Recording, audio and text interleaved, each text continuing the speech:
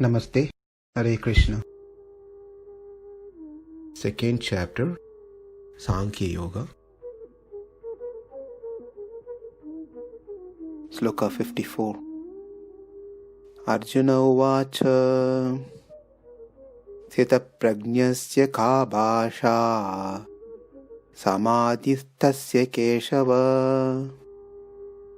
sthita-dhīḥ kim prabhāṣeta kim āsīta vrajeta kim. Having heard the glories of karma yoga, which leads to jnana yoga, and how a sthita-prajña, a person whose consciousness is completely fixed, progresses further in self-realization, now Arjuna becomes very captivated by the introduction that Kṛṣṇa gave about the sthita-prajña in the previous sloka. Now he wants to know the nature of that person. First, one hears the Shastra, meaning this spiritual topic. By hearing that, one gets Atma-jnana, understanding about Atma. Understanding Atma leads one to perform proper karma yoga, which leads one to the stage of sthita-prajña, makes one eligible to perform jnana yoga, which gives the self-realization. Therefore, when Arjuna heard this, he wants to know, how does this person look like? What are his symptoms? How does he speak? What does he do? How does he sit? How does he walk? So he wants to know these things. When Arjuna is asked in this sloka, how does he speak? How does he sit? It's not question of whether he speaks Chinese or English or Russian or Hindi, or how does he sit? Not meaning that does he sit on a chair or does he crisscross and sit? It's not like that. There's a deeper meaning on this, which is how does his thought process goes, how does he react to the situation verbally, and then how does he act. An action is performed by such person who is so elevated. How are they? So the reason behind Arjuna wants to know is, he wants to know, is he also having any of those things? Is he going in the right direction? So he knows. He wants to do a cross-check of this one. For example, a rich man is said to be rich man because the symptom is he has riches. A person is diseased by the symptoms that he has a disease. Therefore, everything can be understood by the symptoms. So likewise, Arjuna is curious here to know the symptoms of sthita-prajña, one who is situated in proper consciousness. So what we saw is, as per the second chapter, the step-by-step processes one has to do their karma yoga, which leads to jnana yoga, until we go to the third chapter, where Kṛṣṇa is going to reveal another secret, that one can attain the same result by performing karma yoga, not need to go through the next stage of jnana yoga. That's for the third chapter. Now, coming back to this discussion, is jnana has to come before karma yoga, or it has to be after performing karma yoga? Because it seems to be quite confusing, because we have to have jnana, atma-jnana, which leads to karma yoga. And today what we are seeing is karma yoga will lead to jnana yoga. So let's clear that confusion. It is always important to have jnana. Jnana means knowledge. The jnana varies in two ways. One is samanya jnana, another one is vishesha jnana. Samanya jnana is a child knowing a difference between eatables and toys. That's samanya jnana. And then the vishesha jnana is why that we can't eat toys, why we can eat vegetables or fruits. That's a vishesha jnana. The child not necessarily is going to know the details of it. Therefore, jnana has two phases. For one to begin, there's a beginning stage of jnana. One has to understand Atma, that is different from body.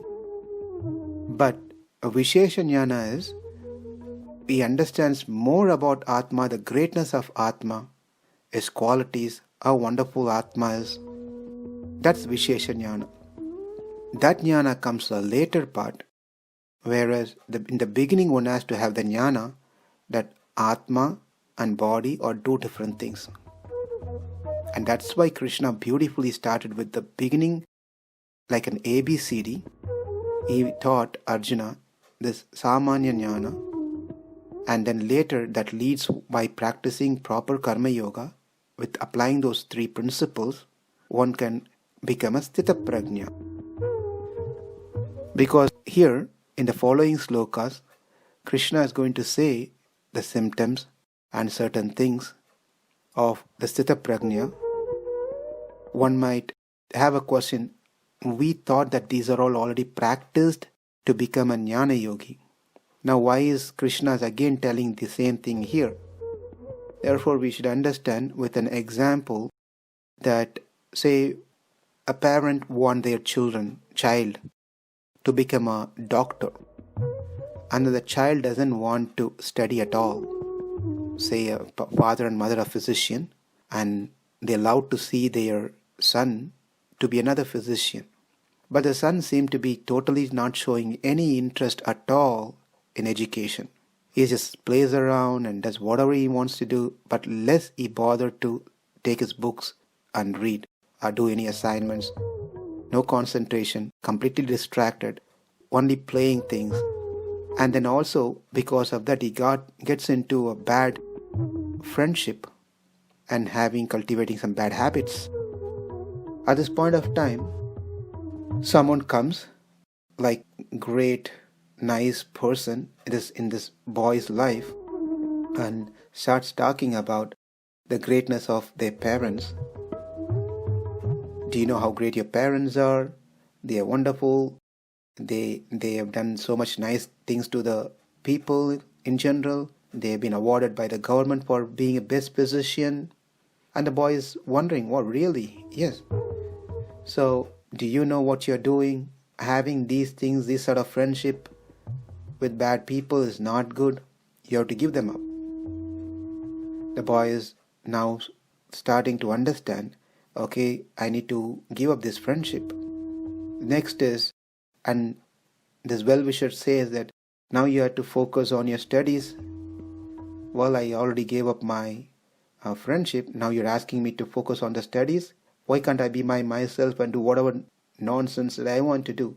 Well, then you won't be able to do what you wanted to do, which you to become a doctor. And you can get more benefit by being a doctor rather than the benefits that you're getting now in different things, which is temporary.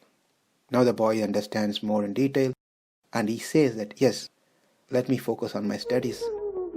Now the boy gave up the bad association. Now the boy is focusing on one goal in his life, to become a doctor. That happened through the well-wisher, by good advice given by the right teacher, guru. Now the boy really stands out, really does a very good job in his studies. Amazing result, and he joins a medical college. And he studies. After that, officially, after many years, he becomes a physician. After he becomes a physician, then he joins an hospital. And in the hospital, there are certain rules and regulations. And also for the doctor to be a doctor, he has to always have to pass exams on a certain periodic basis. to keep his profession. Those are the rules and regulations that still after becoming a doctor, you still have to practice. So likewise, then in our sloka today, or we're going to see, is also the jnanas that how this boy gave up the bad association. Initially, we give up by rightly following the karma yoga. One karmas are finished, gives up the karma, it goes away. And in that way, the mind becomes fixed, clear. Next, the buddhi. Buddhi was wandering in many parts, trying to get a result from many things. Now the buddhi is brought to one focus, just one thing, right? Understanding Atma, to see Paramatma, to attain Vaikunta, right? That's a goal. That buddhi is fixed and comes and sits on the mind, then this person is ready to follow the further things. And this is what Kṛṣṇa is explaining here. Ka bhāṣā, what are the symptoms? Arjuna asked this question, what are the symptoms of that person? Because one can say fire by certain symptoms, so we know it's fire. The table is called as table because of certain symptoms. Apple is called an apple because of certain symptoms. So on what symptoms we call a person as sthita-prajña, one who is completely situated in right consciousness. How does he speak? How does he speak? Meaning that how does he receive the praise and blames, criticism? Does he show affection? Does he show hate based on who praises and who blames him? How does he react externally and how does he act internally? That's what it means. How does he speak? Kim āsīta, how does he sit? How, meaning sitting means controlling the senses. For one to sit quietly in one place is a difficult thing. So can he sit? Because if he can sit, that means he has control of his senses, objects. Sitting means leads one that he is able to control his mind. How does he walk? Meaning how does he respond to the sense objects? These are the questions that Arjuna has asked Kṛṣṇa so he can understand more about this person who is sthita-prajña. Sthita-prajñasya ka bhāṣā, samādhi-sthasya keśava, sthita-dhīḥ kim prabhāṣeta, kim āsīta vrajeta kim. Namaste. Hare Krishna.